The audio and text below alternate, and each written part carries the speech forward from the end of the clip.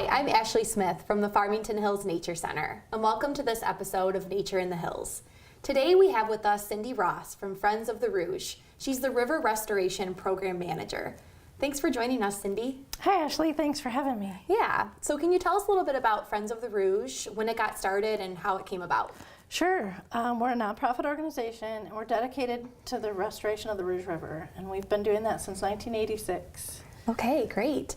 So how did Friends of the Rouge first get started? What was the reason? There was a group of concerned citizens who joined forces because they were concerned about the health of the river. The headlines back then were, the Rouge is dying. Is it's pretty dire. To bring it back to life, right? Right, so in that time you've done a lot of great projects and activities to restore the Rouge. So a lot of great progress has been made. Historically, municipal waste was a big problem in the Rouge River. Today that's not so much the case. Most of the communities have corrected that. Right.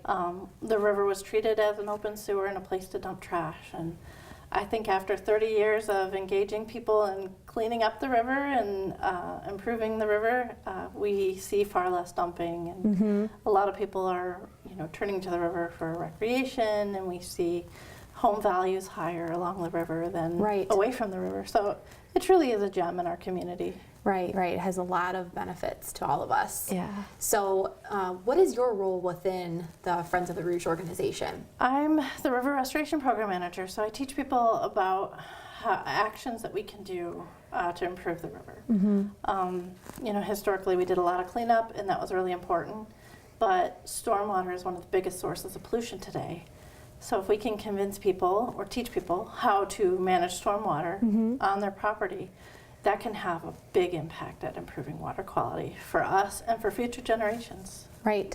Yeah, stormwater has definitely been in the headlines lately over the years with our big rain events that we've been having. Yes. So your role, you have a huge job. You have a lot of communities that you work with. I think a lot of people are surprised to learn how many communities the Rouge River affects. So what are the communities that are included within the Rouge River watershed? Yeah, there are 48 communities that drain to the river, so all are part of 48 communities. Sure.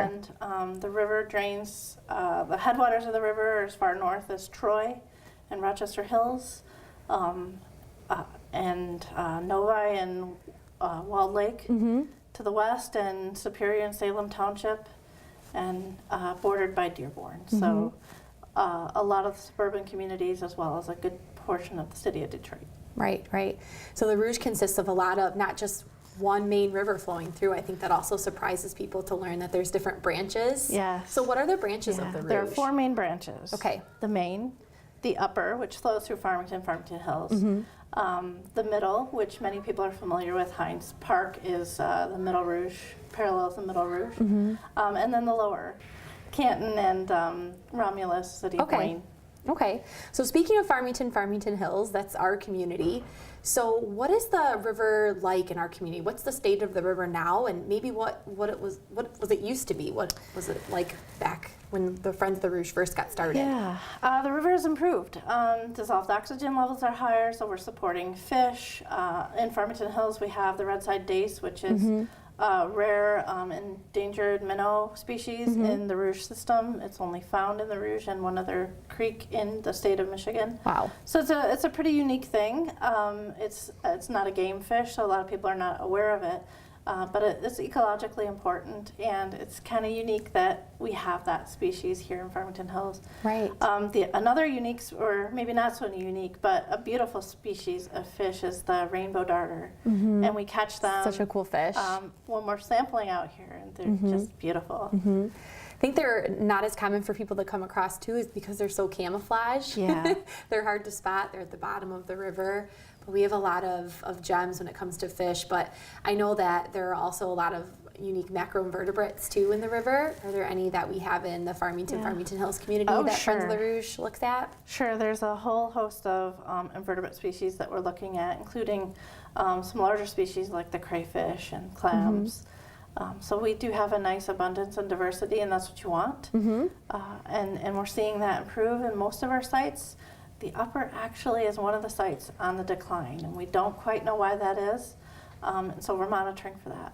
Okay, great. And the state uses our data to to watch for any flags or any issues, and then they can further investigate. Probably helps with their decision making too, Yes. moving forward. So speaking of monitoring, Friends of the Rouge does different monitoring activities throughout the Rouge watershed, and then you also host events and volunteer days and things like that. So can you tell us a little bit about the specific activities and projects that the Friends of the Rouge works on? Yeah, we're working year-round to teach people about the health of the river and actions that they can take. We have, monitoring-wise, we're in the stream 3 times a year with citizen volunteers. We go out in January to look for stoneflies. Stoneflies are a sensitive organism. They've evolved to need very high oxygen levels, so they hatch out in the wintertime. Right. Water is able to hold more oxygen. And then we are out in the spring and in the fall looking for all invertebrate species. And the data provides, we get a score and we're able to track trends over time. So it's really invaluable data that we would not be able to collect without volunteers. It's also a very fun work day for people. It A is. lot of great memories are made out there in the river. Yeah, especially the stonefly search in Right. January. It's great for kids too, even to come out and experience that. They do. So, They do. And some of our younger kids have great eyes and they can spot They those do. organisms in the- Much in the better river. eyes than us. Yes. Yes, and so we have a lot of volunteers who come year after year. They're really excited and can't wait for the next bug hunt. Right. They really look forward to it. But we also do frog and toad survey, where we train people to listen for the breeding calls of Michigan frogs and toads. We have a lot of families that participate in that. You don't have to get out and get into the wetland or anything. You just listen for the calls, and we provide a CD of those breeding calls. So people monitor from about this time of year through June. Right, yeah, that's also really exciting. It's like a unique opportunity. You have this permission to go out after dark in your Yes. favorite nature area and listen for frogs and toads. So you kind of have that first sign of spring experience. It's very Yeah. cool. And the calls are beautiful.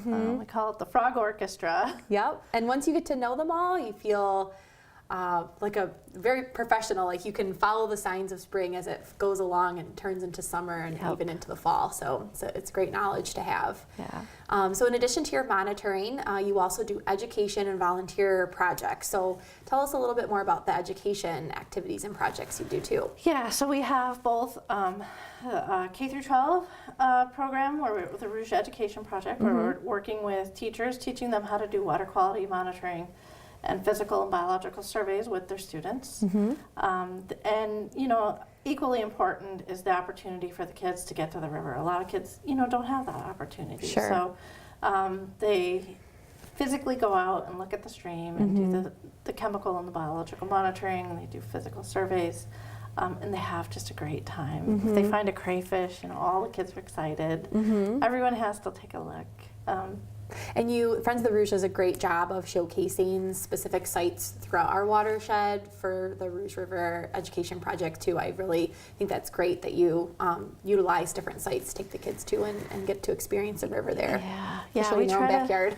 Exactly. We try to teach them about the river nature near them. You know, a lot of Right. kids, you know, historically would know more about the rainforest or the Amazon than they knew about the river in their own backyard or the animal species that live in their neighborhood. So I think it's important to connect them to that. Right. And we have great success stories that kids have been engaged with the Rouge Education Project when they were younger, and then volunteered for the program as a college student, and now are working, you know, to protect water resources as a career. So yeah, that's really great. Fun to see that happen. When you can get your reward from that back when they were young to But when we also they're older. exactly. Very We cool. also work with the public.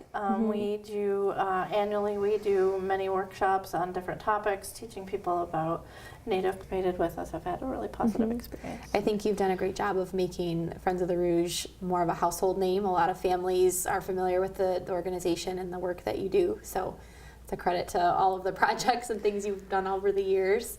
But how can folks get more involved with your organization if they're interested? We have activities going on year-round, so if people are interested, they can check our website. We keep a calendar on the website of our activities. In addition to Rouge Rescue, we're doing small restoration projects throughout the year, invasive plant removal projects throughout the year.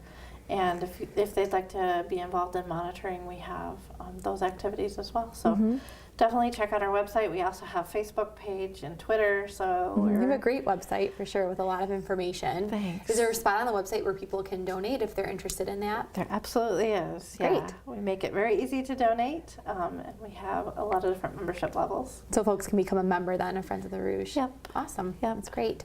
So if I was an individual too at home and I saw this interview and I really wanted to get out and do something immediately to help out the Rouge, what are some simple things that I can do as an individual or a family at home to help out the Rouge River?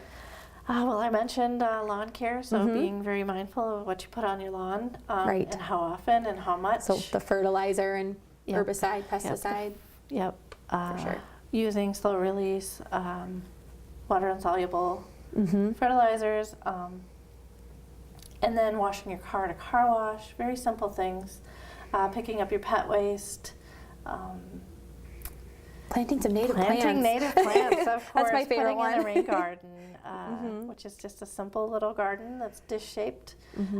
Direct your downspout to flow into it, and it will do the work of managing stormwater free of charge. Yes, very cool.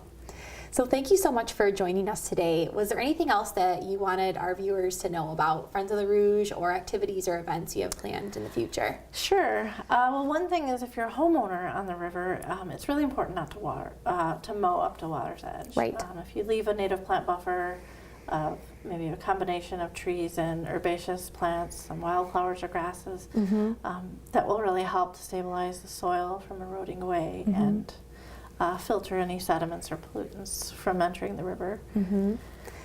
But in terms of our activities, we have Rouge River Day coming up very soon.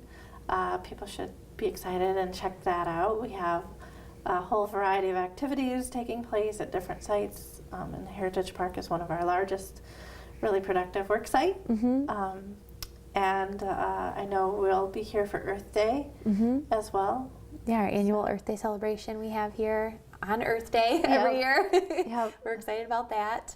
So a great opportunities for families to come out and learn more about the Rouge River and just their environment in general, and then to just come out and meet their neighbors and join in the community to celebrate. So it should be a really fun day. Yeah.